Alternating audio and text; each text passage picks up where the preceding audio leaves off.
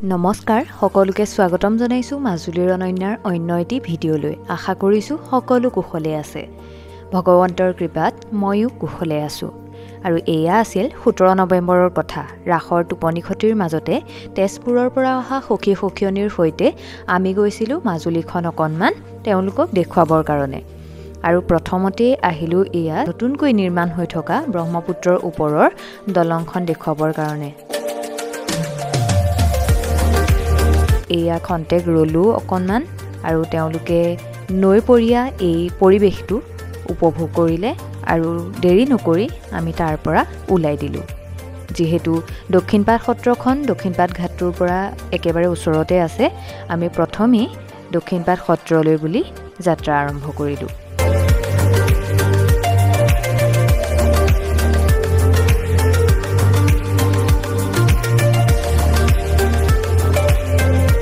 এয়া তোৰণখনৰ তলেৰে আমি সোমাই গ'লোঁ শ্ৰী শ্ৰী দক্ষিণপাট সত্ৰলৈ বুলি। আৰু এয়া এই ৰাস্তাটো খুব ভাল লগা। আমি সত্ৰৰ ভিতৰৰ ফালে আগবাঢ়িলোঁ। দক্ষিণপাট সত্ৰৰ আটাইতকৈ ভাল লগা কথাটো হ'ল যে মূল নামঘৰ ভাগৰ আটাইকেইটা খুঁটাই তুলসী গছৰ খুঁটাৰ।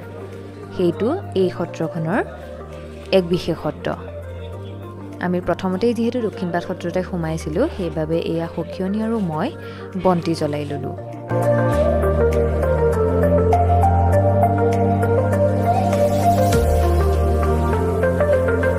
মাজুলীলৈ প্ৰথমবাৰ অহা তেজপুৰৰ সখী আৰু সখীয়নীয়ে দক্ষিণপাট সত্ৰৰ এই তুলসী গছৰ খুঁটাসমূহ দেখি অভিভূত হৈ পৰিল। আৰু ইয়াৰ পিছতে আমি সত্ৰতে থকা হৰিণা পহু আৰু শহাপহুকেইটা চাবলৈ গ'লোঁ। ৰাসৰ বাবে হৈ থকা ব্যস্ততাৰ বাবে দক্ষিণপাট সত্ৰৰ বৰভঁৰালটো বন্ধ হৈ আছে, সেইবাবে আমি তেওঁলোকক দেখুৱাবলৈ নোৱাৰিলোঁ। কিন্তু আটাইতকৈ বেছি ভাল লাগিলেহেঁতেন যদিহে তেওঁলোকে বৰভঁৰালটো চাব পাৰিলেহেঁতেন। পিছে সৌভাগ্যবশতঃ সেই সত্ৰৰে এজন ভকতে তেওঁৰ বহালৈ মাতি নি খুব সুন্দৰকৈ আমাক আপ্যায়ন কৰাৰ লগতে বৰভঁৰালত থকা সকলো সম্পদ সন্নিৱিষ্ট থকা এখন পুথি সখী আৰু সখীয়নীক চাবৰ বাবে দিলে। তাৰ পিছতে আমি গ'লোঁ শ্ৰী শ্ৰী ভোগপুৰ সত্ৰলৈ বুলি, যিখন সত্ৰলৈ ময়ো অৱশ্যে আগতে অহা নাছিলোঁ। এইবাৰ সখী সখীয়নীৰ সৈতে প্ৰথমবাৰ অহাৰ সৌভাগ্য হ'ল। আৰু এইফালে এয়া ভোগপুৰ সত্ৰৰ শ্ৰী শ্ৰীকৃষ্ণৰ সম্পূৰ্ণ ৰাসলীলাৰ মঞ্চভাগ। আমি আগবাঢ়িলোঁ সত্ৰৰ ভিতৰৰ ফালে। সত্ৰসমূহত থকা এয়া পুৰণি আৰ্হিৰ এনেধৰণৰ বহাসমূহে সত্ৰৰ পৰিৱেশটোৱে আচলতে মনোমোহা কৰি ৰাখে। কিন্তু সময়ৰ লগে লগে এয়া এইফালে পুৰণি বহা কিছুমান ভাঙি নতুনকৈ নিৰ্মাণ কৰা হৈছে। যিহেতু সময়ৰ সৈতে আমি আগবাঢ়ি যাবই লাগিব, সেইবাবে এয়া নতুনকৈ নিৰ্মাণ কৰিছে। আৰু এইফালে আছিল গুৰুগৃহভাগ।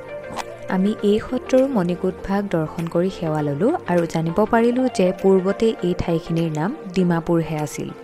কালক্ৰমত মহাপুৰুষ শ্ৰীমন্ত শংকৰদেৱ গুৰুজনাই নিজ হাতেৰে এগছি বন্তি প্ৰজ্বলন কৰাৰ লগতে বহুকাল ধৰি ইয়াতে ভোগ কৰাৰ বাবেহে ঠাইখিনিৰ নাম ভোগপুৰ হ'ল বুলি জানিব পাৰিলোঁ। ভোগপুৰ সত্ৰৰ পিছত আমি গ'লোঁ শ্ৰী শ্ৰী আউনীআটী সত্ৰলৈ বুলি।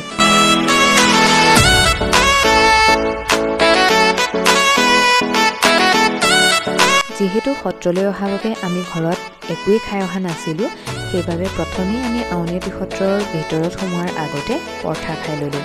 সেইখিনি সময়ত ভিডিঅ' কৰা নহ'ল অৱশ্যে। আৰু এইখিনিতে এয়া শ্ৰী শ্ৰী মহী বাবাৰ বাবাধাম। আৰু পোনে পোনে আমি সোমাই গ'লোঁ আউনীআটী সত্ৰৰ ভিতৰলৈ বুলি।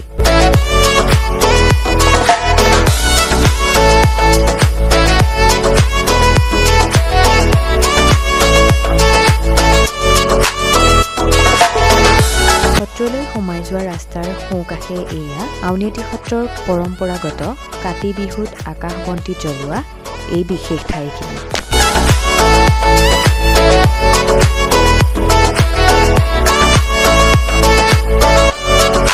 আউনীআটী সত্ৰত সোমাই প্ৰথমে আমি সখী সখীয়নীক আউনীআটী সত্ৰৰ সংগ্ৰহালয়টো দেখুৱালোঁ। কিন্তু তাৰ ভিতৰত যিহেতু ভিডিঅ' কৰা মানা আছে, সেইবাবে ভিডিঅ' কৰা নহ'ল।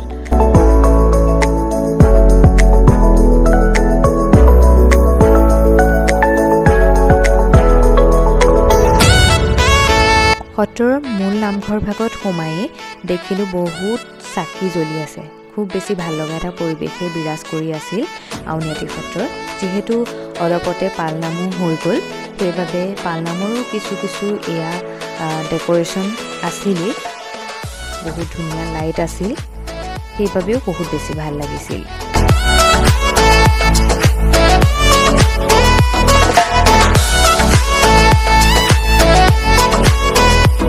সত্ৰৰ মণিকূট ভাগত সেৱা লোৱাৰ পিছতে এয়া আমি আহিলোঁ আউনীআটীৰ সত্ৰত থকা তুলসী খুঁটা ভাগ চাবৰ কাৰণে, যি ভাগক লাই খুঁটা বুলি কোৱা হয়।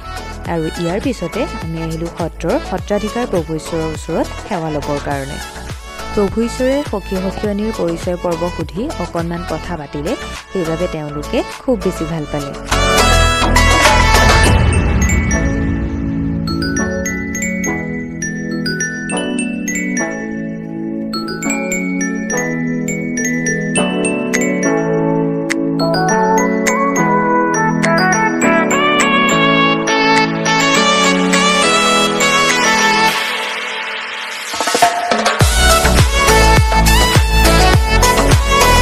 যিহেতু আমাৰ ঘৰৰ পৰা ওলাওঁতেই অকণমান দেৰি হৈছিল, ৰাসৰ টোপনি খতি আছিল যিহেতু, সেইবাবে আমাৰ সন্ধ্যা লাগিছিল। আৰু আহি শ্ৰী শ্ৰী গড়মূৰ সৰু সত্ৰত আমি লাইটখিনিত আৰু এই সন্মুখৰ বন্তিগছি দেখি অকণমান সময় ৰ'লোঁ ফটো উঠোঁ বুলি আৰু পৰিৱেশটো উপভোগ কৰোঁ বুলি। আৰু তেনেকুৱাতে NKTVৰ এজন সাংবাদিকে সখী সখীয়নীৰ লগতে মোৰ পৰাও অকণমান কথা জানিব বিচাৰিলে। আমাৰ সৌভাগ্য হ'ল সেইখিনি, বহুত বেছি ভাল লাগিল।